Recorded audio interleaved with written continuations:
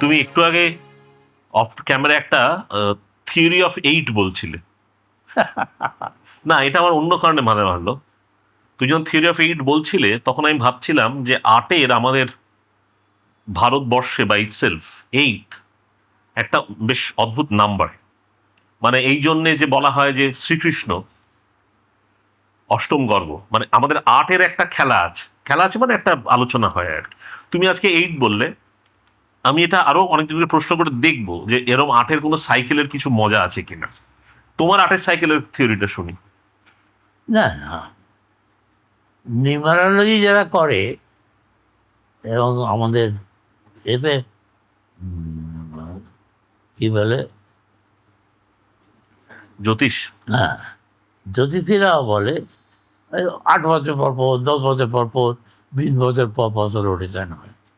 হ্যাঁ, এই বিশ্বাস করে না করা আলাদা। তা আমাদের আর্টের ব্যাপারটা আছে, যেমন কিরো যে ভদ্রলোক হাত দেখতেন, তিনিও ওরকমটা বলেছিলেন যে তোমার নাম কত, সেগুলো যোগ করো, করে একটা নাম্বার পাওয়া যাবে, 5 কি 7, এইটাই তোমার লাকি নাম্বার, তুমি এটা ফলো করবে। তা আমি ওসব দিয়ে যাই না, আমার কিছু নেই। তবে আমি কাকতালীয় হোক, যেভাবে হোক, আমার জীবনে আমি দেখেছি 8 বছর পর পর আমার সব একটা করে বড় বড় যে ঘটনা ঘটেছে, তাতে ইঞ্জিনিয়ারিং পাসটা নেই বড় ঘটনার মধ্যে, কিন্তু চাকরি পাওয়াটা আছে, বিয়েটা আছে, হ্যাঁ, আমার পুত্র সন্তান লাভটা নেই, কিন্তু অন্য অসুস্থতা আছে, প্রমোশনগুলো আছে, বড় বদলি আছে, বিশেষ করে স্কুলে ভর্তি হওয়া, স্কুল থেকে পাস করে যাওয়া, এগুলো সব আটের মাল্টিপ্লে হয়েছে। চাকরি পাওয়া, বিয়ে হয়, 4টে মানে ঘটনা 67 সাল অবধি তো আমি পুরো পুরো দেখতে পাচ্ছি 8-এর চলেছে। এটা হয়েছে ঘটনাটা, তো সত্যি করে এসব আছে কি না আছে আমি জানি না। ভাবি একটা কথা বলো, এই এই এটা একদম আবার অন্য একটা সাবজেক্টে যাচ্ছি, যে পেরেন্টিং মানে বাবা মায়ের যে রোল সন্তানের প্রতি, তোমাদের সময় একরকম ছিল। তুমি হয়তো ঠাকুরদা ঠাকুমার তোমার প্রতি অনেক, সন্তান তাদের একটা ব্যাপার ছিল, তোমাদের আমাদের প্রতিভা পড়ে। তুমি কিভাবে দেখছো, মানে বদলটা কি কি লক্ষ্য করেছো তোমার মোটামুটি? সময়ের সঙ্গে সঙ্গে তো বদলাচ্ছেই। ধরো আগেকার আমলে বড় ফ্যামিলিতে ছেলেমেয়েরা গতানুগতিকভাবে পড়তো। বাবা মা খালি খঞ্জ, তো ঠিক আছে ঠিক আছে, কোনো কমপ্লেন নেই তো, পাঠশালা যাচ্ছে, স্কুল যাচ্ছে। তারপর বড় হলে তাদের কলেজে পাঠাচ্ছে, আমাদের সমস্ত বড় বড় লেখক টেখক যে দেখা করেনি, তাই হয়েছে। বাবা মারা পড়ছেন, তারপর ওখানে তিনি সসম্মানে প্রথম বিভাগে ম্যাট্রিক পাস করে পাটনা থেকে কলকাতায় চলে এলেন, কে ভাগলপুর থেকে, কে পাটনায় গেল, এবার তো পড়াশোনা করে। তখন এইভাবেই চলতো, এবং একটা উদ্দেশ্য ছিল তাকে জীবনে প্রতিষ্ঠিত করা। তো এভাবে করেই তখন তো সে প্রতিষ্ঠিত হওয়ার সুযোগও ছিল, এটা হয়ে যেত। কিন্তু পরবর্তীকালে প্যারেন্টিংয়ের দিকে বেশি যেন লোকের একটা ভাবনা চিন্তা পড়লো, ছেলে মেয়েদের ঠিক ভালোভাবে মানুষ করতে হবে। এবং সেটা তো বেশিরভাগ ক্ষেত্রে প্যারেন্টিং না বলে মাদারিং বললেই ভালো হয়। কারণ বাবা ততটা মানে একবারে সম্পৃক্ত হন না, খোঁজ খবর নেন ঠিক আছে, যেখানে অর্থের দরকার করেন, ব্যবস্থা করেন, কিন্তু প্রতিদিন ছেলে মেয়েদের দেখা, সেটা মায়ের ওপরই বর্তায়। এখন সেইভাবে চলছে প্যারেন্টিংয়ে। আমি তো কোনো রকম যা চলছে তার মধ্যে দোষের কিছু দেখি না, যা চলছে এইভাবেই চলবে। সমাজ জীবন যেরকম হয়েছে, ছেলেমেয়েরা এভাবেই করবে। বাবা মা যদি নিজেদের আদর্শ ঠিক থাকে, তারা যদি ন্যায় আর সত্য পথে থাকে, ছেলেমেয়েরা তাদেরকেই উদ্বুদ্ধ হবে। ডাক্তারদের ফ্যামিলিতে দেখবে 2 পুরুষ 3 পুরুষ ডাক্তার ঠিক তৈরি হয়ে যাচ্ছে, বড় বড় উকিল, জাজ সাহেবদের ব্যাপার দেখো। হ্যাঁ, ভগবতী নাকি প্রসাদ, আশুতোষের বাবার নাম কি ছিল? আশুতোষের বাবার নাম, হ্যাঁ, ভগবতী না ভগবান প্রসাদ। হ্যাঁ, তিনি ডাক্তার ছিলেন, বড় ডাক্তার ছিলেন, এবং ডাক্তারি করে জমি টমি করেছিলেন। তারপর দেখো তাদের সঙ্গে চলছে, আউটসোর্স চলছে। তারপর আবার তাদের ছেলে গঙ্গাপ্রসাদ, উমাপ্রসাদ সবাই চললো। তারপর আবার তাদের জন্য শুধু একটা ফ্যামিলিতে একবার হয়ে গেলে বাবা মার আলোচনা পরে করে।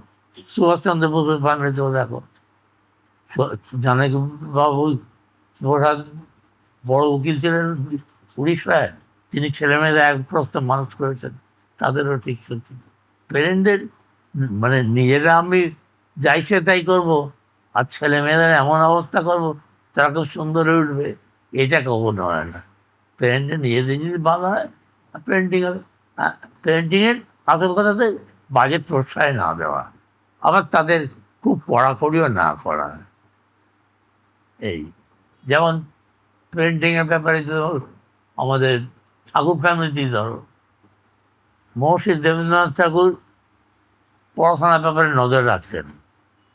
উনি মেয়েদের বাইরে পাঠাতেন না, ওর সংসারে যত মেয়েরা বৌমা হয়ে আসতো সকলকে তিনি লেখাপড়া শিখিয়েছিলেন, এমন ইংরেজি মেম সাহেব বানিয়ে ইংরেজি শিখিয়েছিলেন।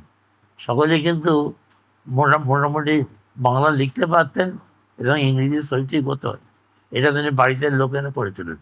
যদিও তিনি তার ছেলে আইএস সত্যেন্দ্র প্রসাদের স্ত্রী বোধহয় জ্ঞানদানন্দিনী না কিনা, হ্যাঁ, সে গঙ্গা স্নান যাবে বলে তাকে পালকি করে ডুবিয়ে করতে হয়েছিল। তারপর সত্যনাথ বেরিয়ে গেল, বলে তাকে আমার টাকা চলবে না। উনি বেরিয়ে ওই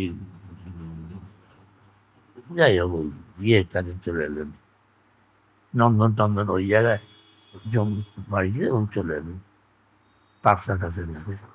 যাই বলছি, তিনিও পেরেন্টিং করতেন। এখন তার ছেলে মেয়েদের মধ্যে দেখো, কেউ কেউ বড়ো হয়েছে, কেউ কেউ বড়ো হয়নি, হ্যাঁ, কেউ কেউ শিল্পের দিকে যে 98-এর মধ্যে, হ্যাঁ, সত্যেন্দ্রনাথের নামই শোনা যায়।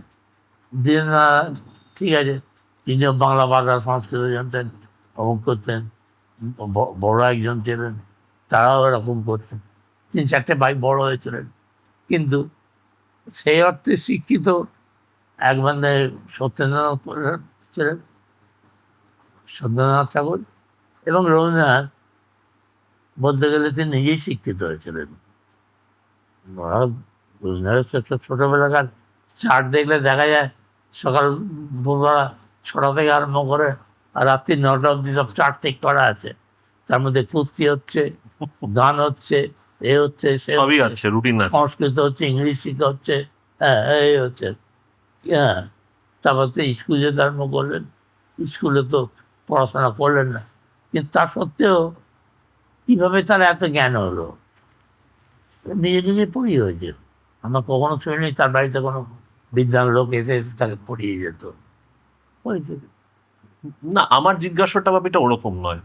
আমার জিজ্ঞাসাটা হচ্ছে যে এটা তুমি তখন তুমি পড়াশোনা করছো, কলেজে যাবে, হ্যাঁ, পরিবারের একটা দাঁড়াতে হবে, এই গল্পটা তো চিরকালই ছিল।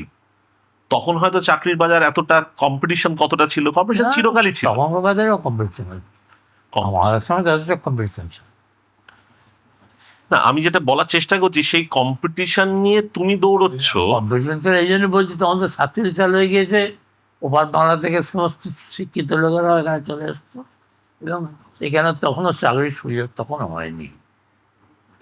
কিন্তু এই বারবার আমরা এই কথাটা বলি, ওপার বাংলা থেকে এবার বাংলা এসে চাপ বাড়ছে কলকাতা শহরে। শুধু ঢাকা শহরও তো আছে, ঢাকাতেও তো নিশ্চয়ই চাপ বাড়ছে। মানে সমস্ত প্রাণকেন্দ্র শুধু কলকাতা, ঢাকা নয় বলছো? ঢাকা তো মুসলিমদের পাকিস্তানের মধ্যে, সেখানে কি চাপ? তাহলে তখনকার লোক ওইখানেও চাকরি করছে। পৃথিবীর সব জায়গাতে আছে, আমেরিকা বলে তাদেরও চাকরি দিয়ে, ইংল্যান্ড তারাও বলে তাই, তারাও এদের কতগুলো দেশ তো তাড়িয়েই দিয়েছে। আমি আমার এতে ফেরত আসি। আমি যেটা বলার চেষ্টা করছি সেটা হচ্ছে, তখনও কম্পিটিশন ছিল, এখনো কম্পিটিশন ছিল। সেই কম্পিটিশনটা এত দিক চলে গেছে এখন, যে বাবা মাদের যে এক্সপেকটেশন লেভেল তাদের সন্তান সন্ততির কাছ থেকে, সেটা একটা চাপ বেশি সৃষ্টি করেছে বলে তোমার মনে হয়? 1, 2, বাবা মা আগে কতটা সময় দিতেন ছেলে মেয়ের প্রতি, আর এখন সময় দেয় কি দেয় না, মানে তোমার এটা দেখে কি মনে হয়েছে বা নিজের জীবন দিয়ে কি মনে হয়েছে?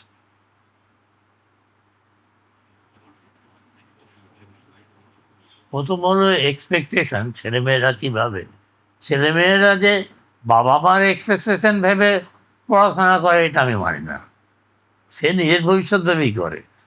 বাবা মার দুঃখ হয় বলে এটা আমি করবো না, এটা ঠিক আছে, হ্যাঁ, কিন্তু বাবা মা চাইছেন বলে আমাকে বড় হতে হবে, এটা সিনেমাতেই দেখা যায়, এমনিতে হয় না। এমনিতে কী করবো রে বাবা, করে তো খেতে হবে, হ্যাঁ, প্রেম তো করেছি, বিয়ে করবো কী করে, এই থেকেই তাদের মানে পড়াশোনা। মানে নিজের বাঁচার তাগিদেই আর কি, হ্যাঁ। Survival of the fittest. আর বাবা মার দুঃখ হয়, পরিবারের মান সম্মানের কথা ভাবে, তাতে কোনো কুকার্য না করে ফেলি, মানে ডিক্টেড না হয়ে যায়, এসব ঠিকই আছে। কিন্তু বাবা মা চা আমি বড় হই, অতএব বড় হব। আমি একবার বলছিলাম না যে পৃথিবীতে আমি কাউকে দেখিনি বিদ্যাসাগর ছাড়া যে নিজে চেষ্টা করে লেখাপড়া করেছে, নিজের চেষ্টায় যে লেখাপড়া করেছে, পড়াশোনা করে আনন্দ পেয়েছে একমাত্র বিদ্যাসাগর, আর কেউই করে, তাকে কান্দরই শেখাতে হয়। তা এই যে, আর বাবা মারা অবসর পেলে ছেলে মেয়েদের দেখে। এখন আবার এটা ফিরে এসছে। প্রথমে কিছুদিন হয়েছিল এমন একটা ছন্নছাড়া হয়ে গিয়েছিল, 20-25 বছর 30 বছর, একটা জেনারেশন, যে বাবা মারা নিজেরই দেখছে, নিজের কথাই ভাবছে, ছেলে মেয়েদের কথা হয়তো ভাবছে না। কিন্তু এখন বাবা মারা সেই ভুলটা বুঝতে পেরেছে। হ্যাঁ, তার কারণ হলো এখন বাবা মাদের ছেলে মেয়ের সংখ্যাও কমেছে। আগে এমন সময় ছিল 4-5 সন্তান হতো, এখন সেটা কমে গেছে, নজর দিতে পারছে। এবং সেই বিচার বুদ্ধি কাণ্ডজ্ঞানটা এখন বাবা মার মধ্যে এসেছে। তারা প্যারেন্টিং যেটা বলা হয়, মানে ছেলের প্রতি নজর দেওয়া, তার শিক্ষা দীক্ষা এবং সমাজমন্যতা, এইসব গুণ তার মধ্যে হচ্ছে কিনা ওইসব দেখে। এখন আরেকটা স্কুল অফ থট হচ্ছে, তুমি যেটা বলছো এটা 10-15 বছর আগে দেখছিল, এখন ডিজিটাল মিডিয়ার যুগে প্রত্যেক মা বাবাই নিজেদেরকে নিয়ে এতটাই ব্যস্ত যে তারা ছেলে মেয়েদেরটা দেখতে পায় না। এটা এক্সেপশন বা এরকম চলে আর কি, আরেকটা স্কুল অফ থট। সেটা হয়তো হতে পারে, কাম্য নয় সেটা, দুঃখের। কিন্তু বাবা মা ইচ্ছে করে ছেলে মেয়েদের দেখবে না, না না, সময় করে উঠতে পারলে অপশন হতে পারে। না, সময় করে ওঠা একটা প্রায়োরিটির ব্যাপার। আমি আমার ছেলে মেয়েকে দেখবো না টিভি সিরিয়াল দেখবো বা অন্য কিছু করব, এটা তো না, একটা, এটা আমার মনে হয় না। আমার সময় আছে, আমি ছেলে মেয়েদের না দেখে টিভি সিরিয়াল দেখবো? হ্যাঁ, তুমি আমাকে মিন করলে হয়তো। না তোমায় মিন করছি না, তুমি যখন টিভি দেখতে আমি টিভি সিরিয়াল দেখি তাই। না না না না, তোমার টিভি সিরিয়াল কাজে কমেই করে উঠতে পারছে না, টায়ার্ড হয়ে গেল, মুখ তো উঠছে, আলাদা কথা।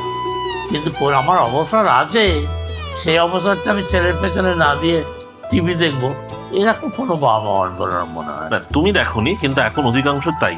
সে তার এটা কর্তব্য অবহেলা কাট।